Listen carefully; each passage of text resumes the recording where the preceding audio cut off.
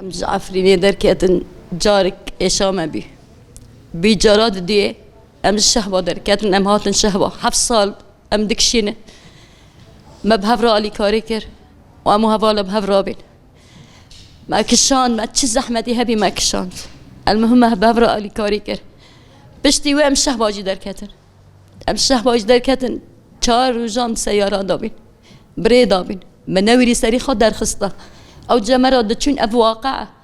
وين حد شورك بمرة ذكرن ملاي من شوفير ماكينة داجو سيارة بتقول دهرنك دنجة خانك كوك دنجة خانك دبين بلا ببين ذات دي مرة ما جنازة جل عرضي ديتن ما زاروك جديتن دست دايكا دا تشين رحمتي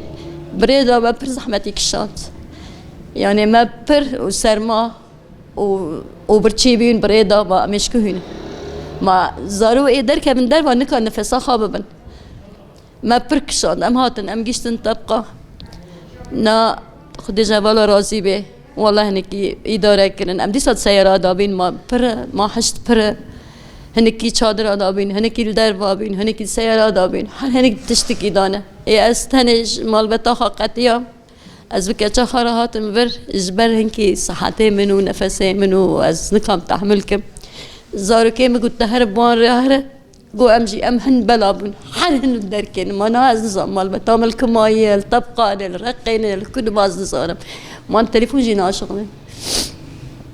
يا ام هاتني برباوه وخدج ورازي به ما اشغل كي دربيسيه الحمد لله يعني ام هاتن مروفي وانا بين درون ام الجمواننا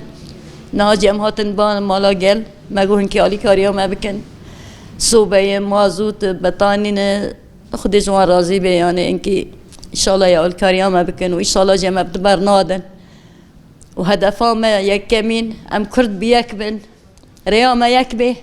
وأم عفرينا خفقرين يعني ما دج عفريني برنداي راست أم دبر دركتنا أما ما دج عفريني برنداي از هف خواستك مش بيد دنياي قشتكيه أمي برشي بيني جيت أحمل كن أمي سرمي جيت أعمل كن أمي جيت أعمل كن بس أم عفريني بقرين بهبرة